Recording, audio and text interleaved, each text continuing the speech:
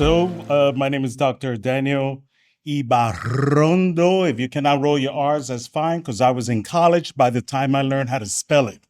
Okay, it's from the is the last name's from the Basque region of Spain. I've never been there, but I think I have some inheritance there that I need to search for.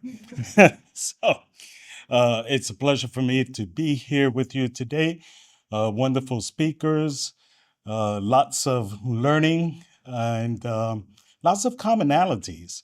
Um, I notice whether it's phonetically sounds of your name, right? Whether it's environment, whether it's finance, communications, literacy, nutrition, uh, the environment of a baby in the belly, right? Um, Relationships.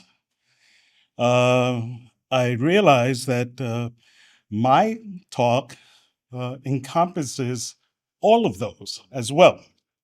So a little bit about me. I'm Puerto Rican. I was born and raised in New York, but my real birth was in Puerto Rico. And I grew up in Harlem on 125th Street, and Harlem is famous internationally, so that's good. I don't have to give too much talk about that. When my parents moved to New York City in 1940s during the migration of uh, about 1 million or so Puerto Ricans to New York City, they settled in what's called the Lower East Side. So Manhattan is divided into the Upper West Side, the Lower East Side, the West Side, North Manhattan, South Manhattan. And the area that the Puerto Rican migration moved to was known as the Lower East Side. And they moved into that area, and moving out of that area were the Irish. And this is important because the Irish, there were a lot of gangs uh, among the Irish, right? And so the New York City Police Department had a difficult time in managing that community. And so what they did was they offered them job in the police department, okay? So let the Irish police themselves, right? And it worked. So as they earned good money, they moved out of the Lower East Side, and that made apartments available for the Puerto Rican migration to move in. And that gave the world the West Side Story, okay? The gangs fighting the Irish and the Puerto Ricans. So my talk is on looking at belonging. One of my expertise is belonging, diversity, equity, inclusion, and belonging. And so I'm going to talk about belonging not as a social construct, but as an environmental construct. So the Puerto Ricans move into the Lower East Side, and they realize that they have one impediment, which is a limited English language skill. So whenever anyone asks them in New York City, where do you live? They would say in their English accent phonics, I live, and I have privilege to say this like that, the way my parents say it. I live in the Lower East Side, okay? Because they cannot pronounce Lower East Side, right? Properly. So I live in the Lower East Side.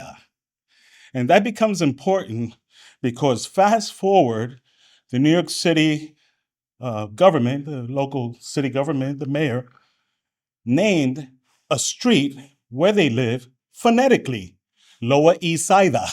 Okay? Okay? Yes, true story. Okay? I want to leave you with a word that I'm going to come back to later.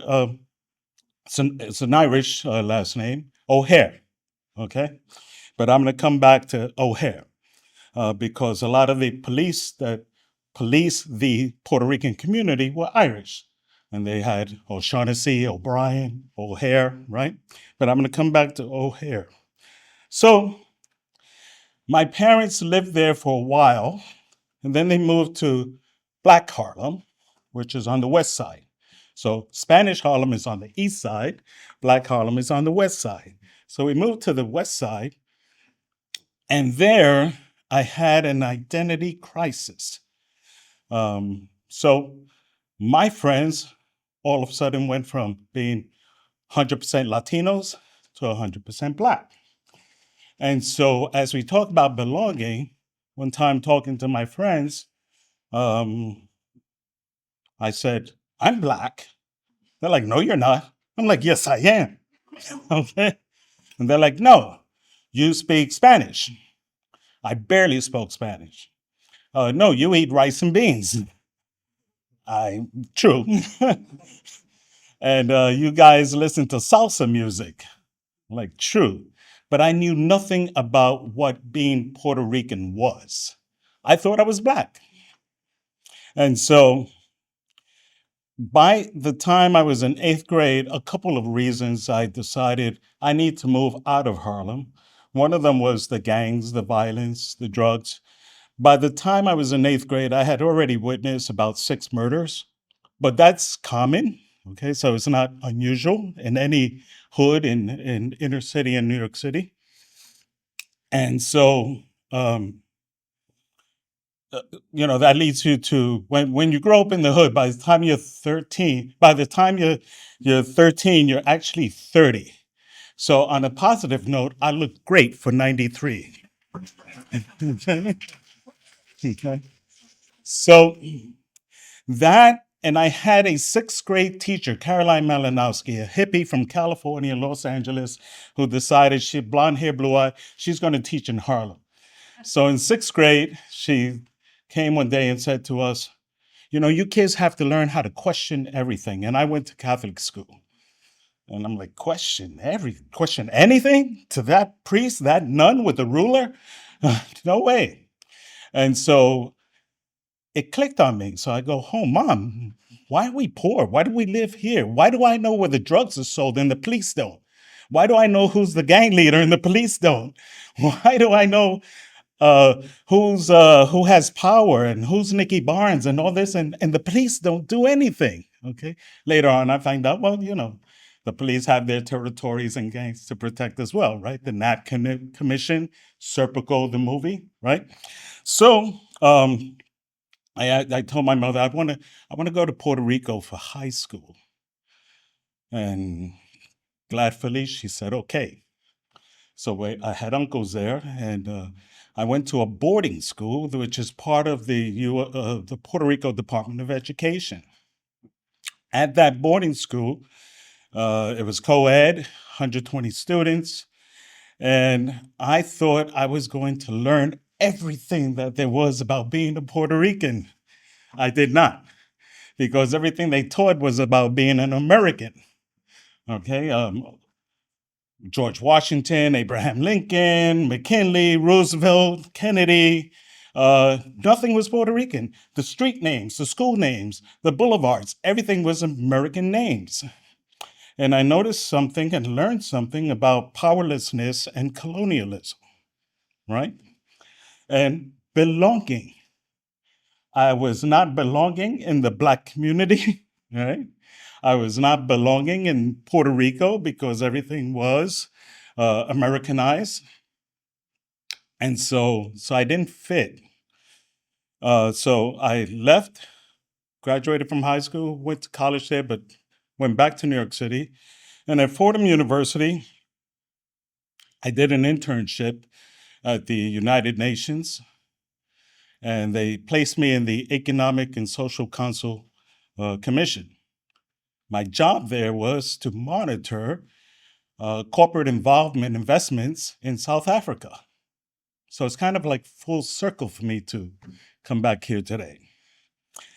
As I did that, obviously, I learned a lot about South Africa and the apartheid movement, and it became dear to me. After college, it was my second arrest for protesting against apartheid. My first arrest was protesting against colonialism in Puerto Rico. And so South Africa has been very buried into my soul. And then, so I'm here, And I realized, wow, what a beautiful city. And I'm seeing the harmony, right? At least visually. Um, and then Friday, because there was a fire on the cable car and my ticket was canceled, so I had to create my own schedule for the day. So I said, okay, I'm going to start at District 6 Museum and I'm going to walk all the way to BoCap, right? So it became a tearful moment because as I started at District 6 and I see all the street signs and took me back to Lower East Side, right? I realized one of the things about colonization is to uh, take away your identity by changing street signs. Or, in the case of Puerto Ricans in the Lower East Side, the city honored them by calling the street Lower East Side. And everything else, right? Powerlessness, identity, belonging. Um, and as I walked, and I only had the beginning planned and the end, District 6 and BoCap. As I walked through, I'm like, oh, Desmond Tutu Museum. Yeah, I heard about Desmond Tutu during the arrest and working at the UN. So I slip into there. I get out of there and kept walking. Oh, Nelson Mandela. Great. And I go in there and I kept walking. The Slavery Museum. Yep. Kept walking. I mean, and that, is not lost upon me that, the difference between slavery in the US and slavery in Latin America and Brazil was that, ships sailed on a wooden ship and some went north and some went south. And the slaves down south ended up south in the Caribbean and Latin America, ended up speaking Spanish. But we all came on a ship, and I'm like, wow. And I come back to Africa on a metal airplane. So that was a poignant moment for me.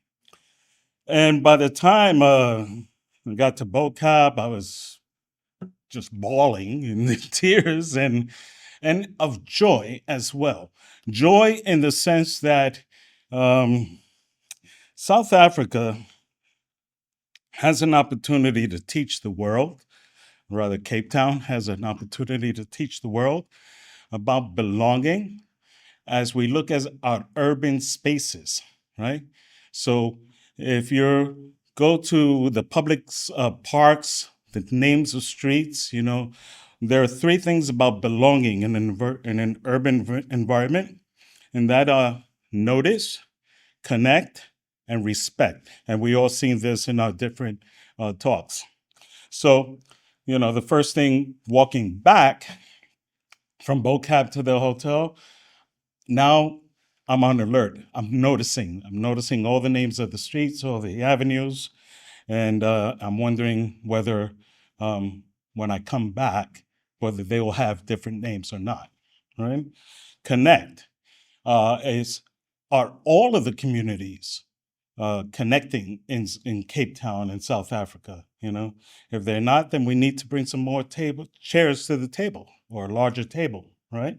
We need to be when I don't want to define what notice, connect, and respect mean because one of the tasks of any community building is to first define what you're going to do. And so, but notice, are you seen? Are you being seen? Right? Connect, are you being represented? And respect, are you being honored? Right? And so, this is a project that I'm currently heading in Puerto Rico because I think it's time for Puerto Ricans to feel comfortable in their own island and begin giving the names of Puerto Ricans to their streets, their schools, boulevards, and public spaces. And it's happening. It's happening, and I think at some point I can look to Cape Town and say to Puerto Rico, "Look, it's happening." Right? We have a commonality, and Harlem as well.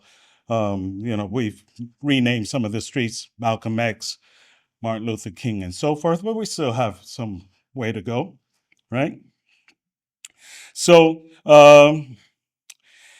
when we do that, okay, people feel as though they belong, right? When you go to a park and say, wow, I'm represented in this park, whether it's the water fountain, right?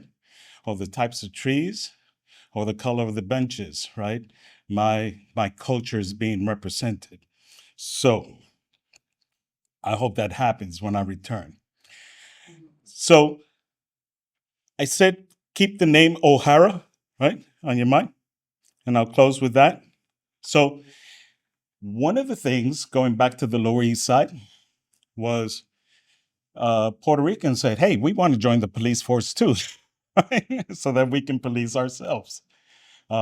Unfortunately, they got that privilege. They had to sue the city for discrimination and racism, okay? But they finally got in. They're making money. And one of the things about Puerto Ricans is that we love salsa music and merengue and dancing. So the Latinos, the Puerto Ricans joined the police force, thousands, and they formed a salsa band, the New York City Police Force Salsa Band, very famous band in New York City. And because they cannot pronounce O'Hara, right? So back in the Lower East Side, whenever the gangs needed a lookout, the lookout person would whistle or scream, La Jara, La Jara, okay, meaning O'Hara, right? Here comes O'Hara. Here comes La Jara, right? So the name of the famous New York City band today is La Jara. Thank you.